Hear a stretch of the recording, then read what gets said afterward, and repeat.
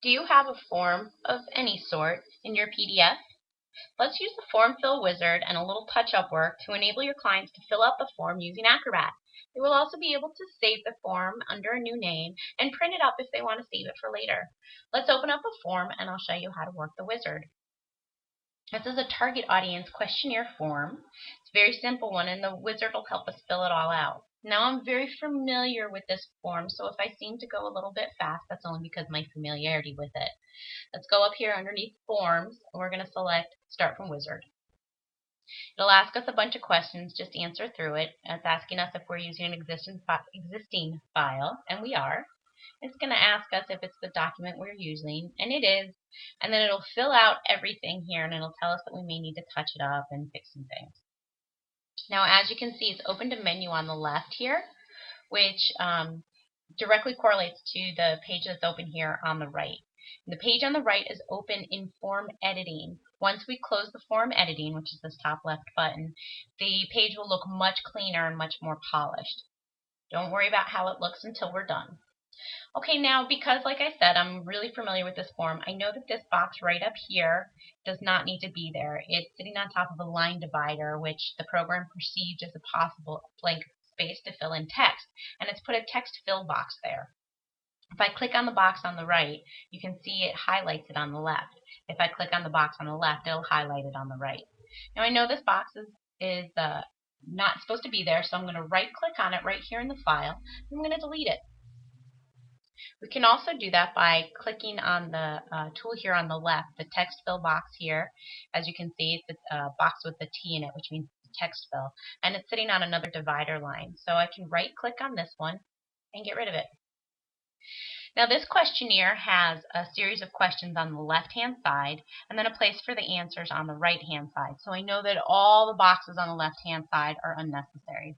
So I'm just going to delete them all really quickly so that we can clean this up and get right to work here. Don't worry, I'm not getting rid of anything we need. And when you're working on your own form, since you'll be familiar with it, you'll know what can stay and what can go. Now let's zoom in closer so you can see the left-hand column so you can see what's going on.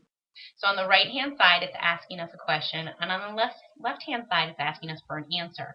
Here it has, scroll up to the top here, these little boxes, which are check boxes, it tells us, because it's a box with a check in it.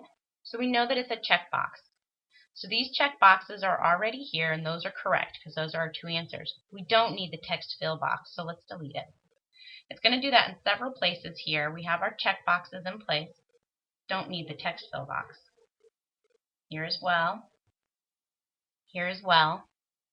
But then this one, it has radio boxes, which you can see if you look over here. They're the little round checky boxes.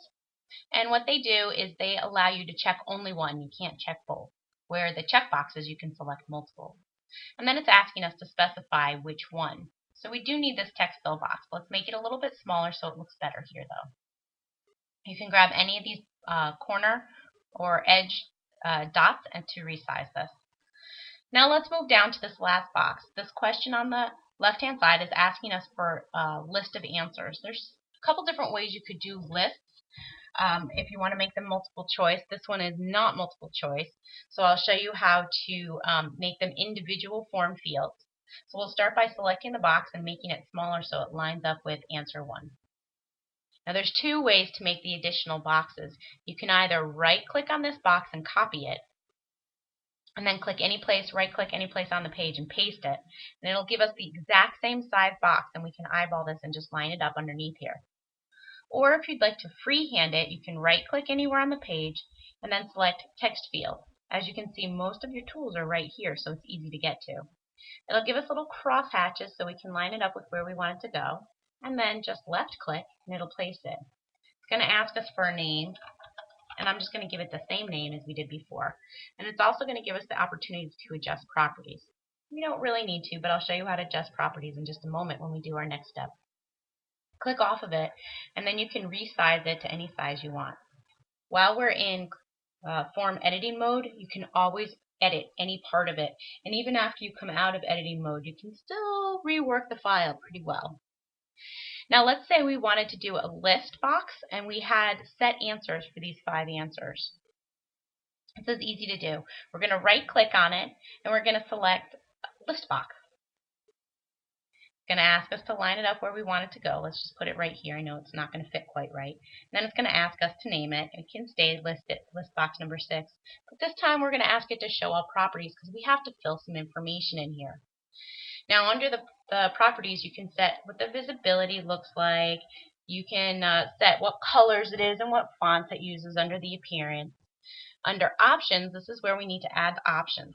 So for here, I'm just going to add a few. Let's just add 2. We're going to have item 1,